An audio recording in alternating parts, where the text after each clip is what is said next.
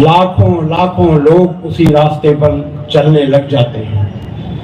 हजरत मोहम्मद सल्लल्लाहु अलैहि वसल्लम ऐसे ही श्रेष्ठ पुरुष थे जिनके दिखाए रास्ते पर आज करोड़ों करोड़ों लोग चल रहे हैं।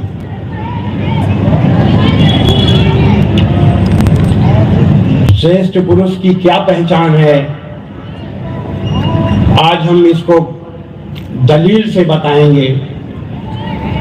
और यह दलील हजरत मोहम्मद सल्लल्लाहु अलैहि वसल्लम की कथनी, यानी उन्होंने आपने क्या कहा करनी, यानी आपने क्या किया, और कुरान में अल्लाह के आदेश से बताऊंगा। यहाँ पर कुरान में अल्लाह के आदेशों को मैं इसलिए ले रहा हूँ कि कुरान हजरत मोहम्मद सल्लल्लाहु अलैहि वसल्लम पर उतरने के बाद आपके दिल में उतर गई, और दिल में उतरने के बाद आपके कर्मों में उतर गई। आपके एक एक कर्म कुरान में अल्लाह के आदेशानुसार हुआ करते थे। कुरान की एक एक अच्छाई हजरत मोहम्मद सल्लल्लाहु अलैहि वसल्लम की अच्छाई बन गई। इसीलिए आज जो हम कुरान की आयतें दलील में बताएंगे, उन्हें आपकी करनी, यानी आपने क्या किया, उसे समझना चाहिए। अच्छे इंसान की पहचान है, उसमें 5 अच्छाइयां होनी चाहिए। वो अच्छाइयां हैं अहिंसा, सत्य, दया, नरमी और भलाई। और 5 मुख्य बुराइयों से उसे दूर रहना चाहिए।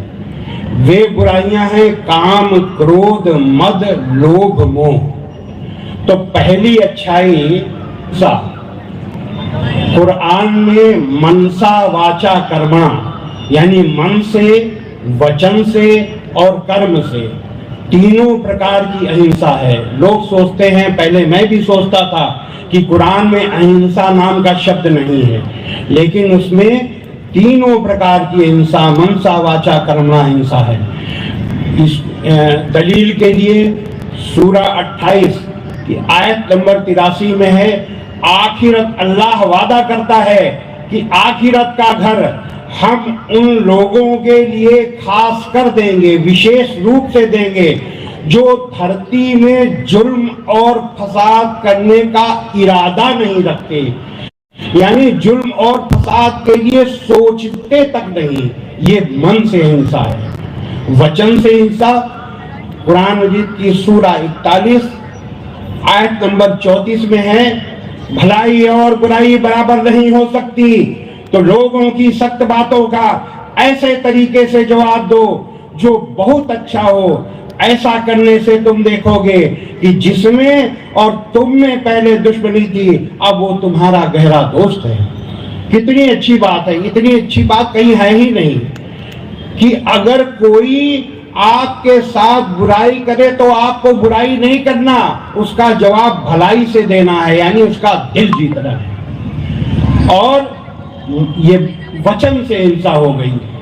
और कर्म से हिंसा, यानी कोई ऐसा काम न करो जिससे किसी को किसी भी तरीके की तकलीफ पहुंचे। सूरा 5 आयत नंबर 32 में है, जिस किसी ने एक निर्दोष का कत्ल किया तो मानो उसने सारे इंसानों का कत्ल कर दिया, और जिस किसी ने एक निर्दोष की जान बचाई तो मानो उसने सारे इंसानों की जीवन प्रदान कर दिया, सारे इंसानों की जान बचा दी। ये है इस्लाम।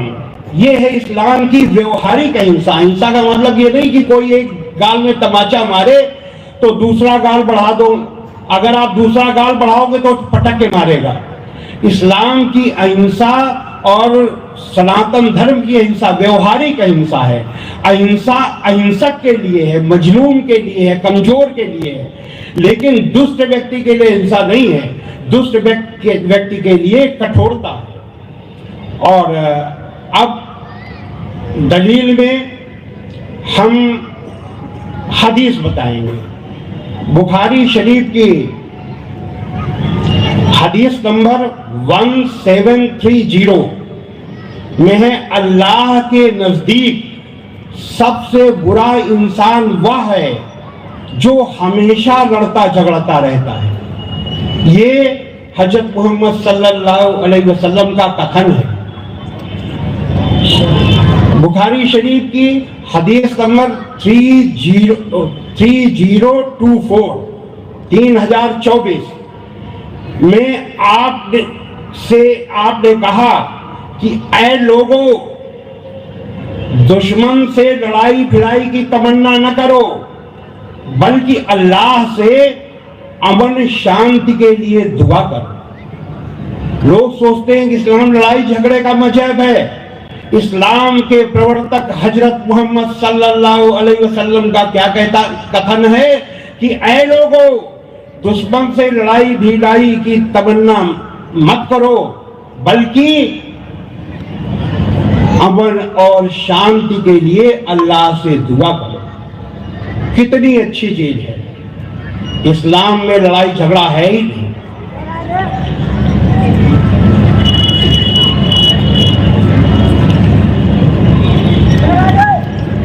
कुरान शांति का मजहब, शांति की शिक्षा देता है। यहां पर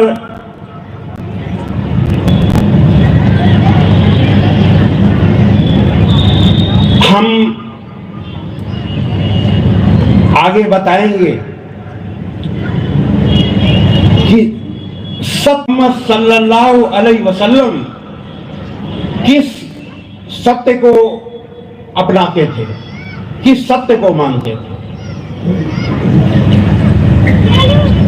यह सत्य वेद और कुरान दोनों में, संसार के सबसे पुराने ईश ग्रंथ ऋग्वेद के मंडल 1 सूक्त 7 का 10वां मंत्र है, इंद्रम वो विश्व तस्मदि हवामहे जनेभ्यः अस्माकं अस्तु केवला।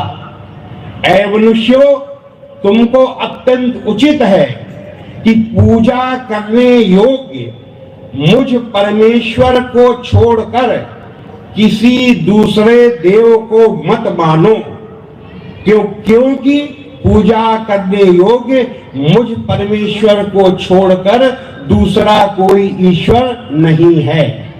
इसको अगर संक्षेप करिए तो ये है, अल्लाह के सिवा, ईश्वर के सिवा और कोई पूज्य नहीं है। यानी अरबी में ला इलाहा इल्लल्लाह।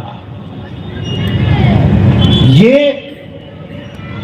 ला इलाहा इल्लल्लाह इस मंत्र में समाया हुआ है।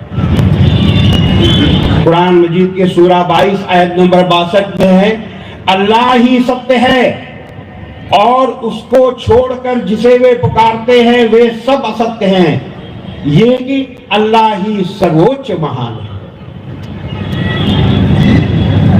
इसी को देखकर, इसी सत्य के लिए अल्लाह ने हजरत मोहम्मद सल्लल्लाहु अलैहि वसल्लम को आदेश दिया।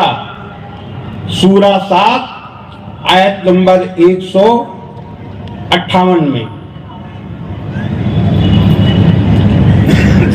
ऐ नबी, लोगों से कहो कि ऐ लोगों, मैं तुम सबकी ओर उस अल्लाह का भेजा हुआ रसूल हूं जो आसमानों और जमीन का बादशाह है। उसके सिवा और कोई पूज्य नहीं। वही जिंदगी देता है और वही मौत देता है। तो उस अल्लाह पर और उसके रसूल पैगंबर उम्मी पर, जो अल्लाह और उसके तमाम आदेशों को मानता है, उस पर विश्वास लाओ, ईमान लाओ और उसके दिखाए रास्ते पर चलो ताकि मुक्ति पाओ, जन्नत पाओ।